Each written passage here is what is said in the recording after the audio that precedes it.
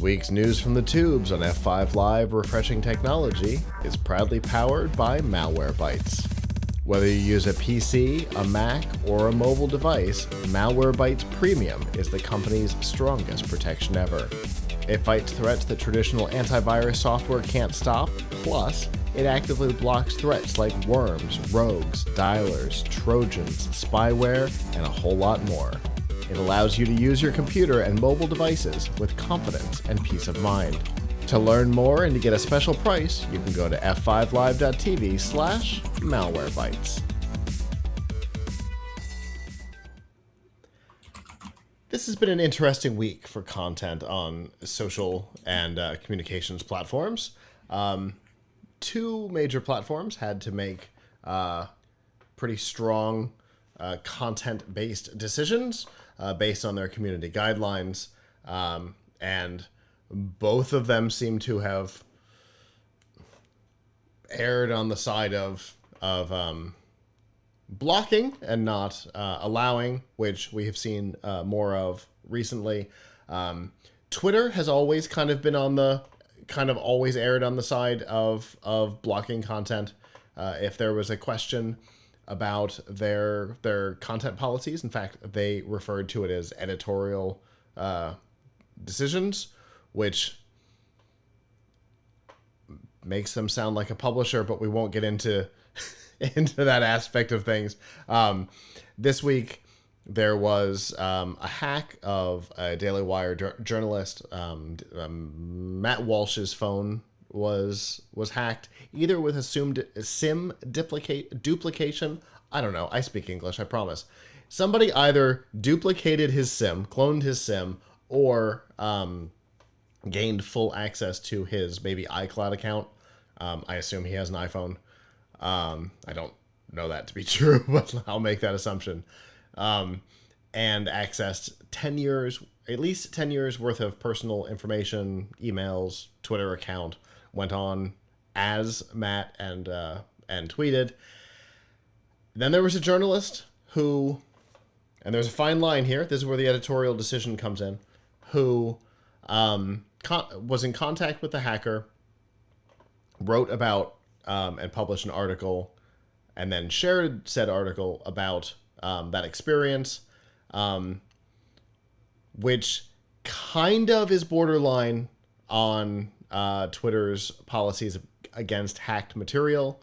But it turns out that said journalist, whose name has escaped me, something Dell Cameron from Wired magazine, turns out he solicited some of the hacked data, not necessarily through the platform, not necessarily through Twitter, but admitted to soliciting that information, and that violates Twitter's guidelines.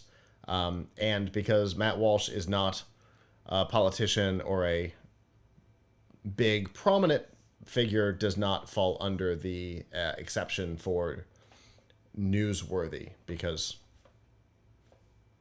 a phone got hacked. Meh. If it turns out that somebody at Apple or a phone carrier was involved in it, well, then it might become newsworthy. But so Twitter suspended the account of the journalist, which they have done before, even with non-hacked materials. You know, we know the Hunter Biden laptop story, the New York Post. I always struggle with which publication is which. I think it was the New York Post, had their whole Twitter account suspended over the hacked data guidelines, even though that technically wasn't a hack, but it did share information, which put it under it. So Twitter being consistent in their rules, even though there's been an ownership change, which, we were really worried with the ownership change, maybe some of the policies would be ignored. Sure, Wired magazine received a poop emoji when they emailed the press department, but, other than that, policies seem to have followed through. On the other hand, we've got Discord, who is kind of known for not interacting with things, right? It's a chat platform, so kind of in general, they don't get involved. But Discord is where you've probably heard about the leak of classified documents, it happened on Discord. The initial leak of those classified documents happened through a Discord channel and then onto a Minecraft server, which I find even stranger. And that's where they were disseminated. Discord decided to block the spread and resharing of that same information. Sure, felony to possess it. Discord probably doesn't want it on their servers, but I mean, here we've got two companies having to make, you and I have talked many times, Abram, about, how strongly a platform wants to be involved in moderating or censoring content. Most platforms generally don't necessarily want to have to get into that. But here I think both platforms, Discord went above and beyond their normal policies, and Twitter followed their kind of letter of the law, which I thought was a good thing. What do you think? They have to follow. I want them to to have consistent policies, right? We could argue about whether or not Matt Walsh is a famous enough person to whatever, but sure, and whether or not the hack itself becomes newsworthy based on his content, based on what happened. Yeah. But if they have policies and they're enforcing them consistently, at least they're doing that. Yeah. And thank goodness, right? It's difficult when you have, YouTube, for example. They have their community guidelines, but then they have what is called the Crowder rule, because of Steven Crowder, where they say, well, it's not in our policies, but don't care. That makes it hard to know what's happening. At least with Twitter, at least we knew what was happening, right? They did it to the New York Post. They did it here. Consistency. Fine. At least there's a target. There's a box that we understand what it is.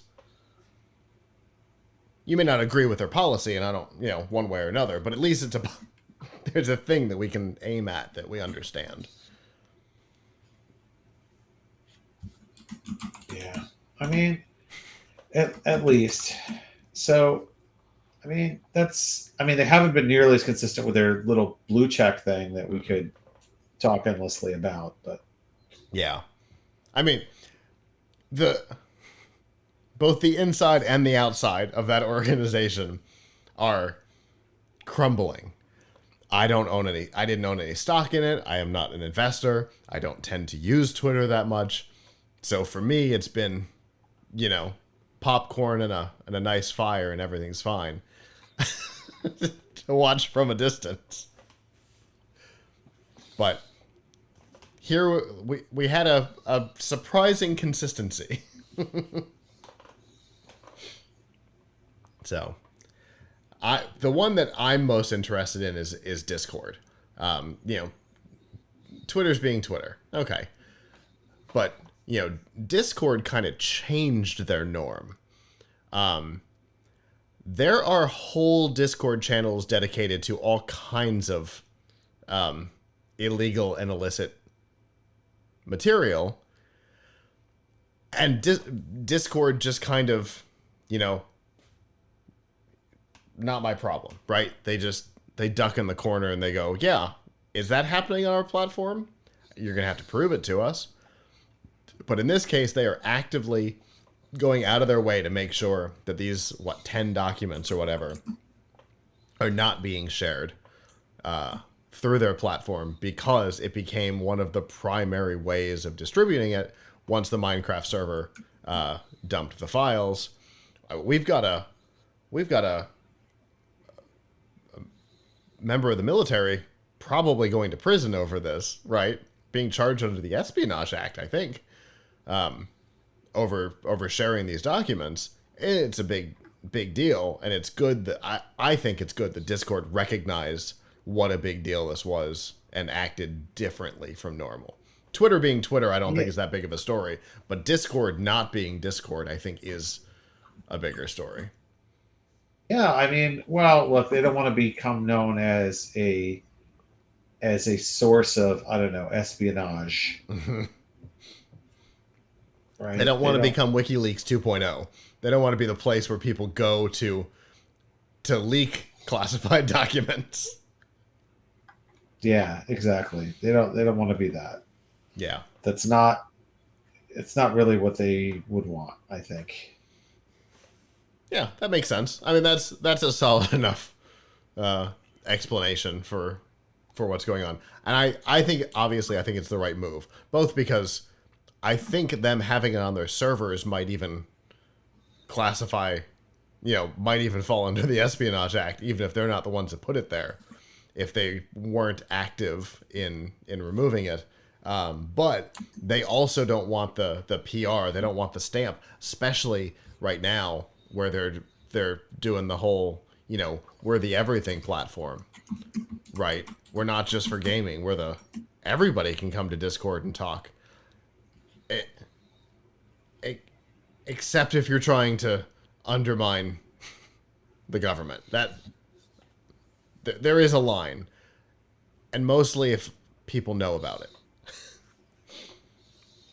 I think their name got brought up in the news in a way that they weren't happy with, and so I think they had to act on this one, whether it was out of self-preservation or a feeling of duty, or even the possible legal underpinnings of it. Whatever it is, I think they had to act on it, and it's probably in everybody's best interest that they did. No, definitely an interesting week for weird content on social media. Hello, YouTube. Thanks for watching, and I hope you enjoyed this episode of F5 Live Refreshing Technology. If you did, please subscribe to the channel down below, and of course hit the notification bell, because we know that subscriptions don't mean much on YouTube anymore. If you've got topics that you'd like us to talk about in the future, please comment them down below. And if you'd like to not follow us on YouTube, there's lots of ways that you can follow along with our content by going to plughitslive.com/subscribe. There you'll see all of our shows and all of the ways that you can watch, listen, and follow along.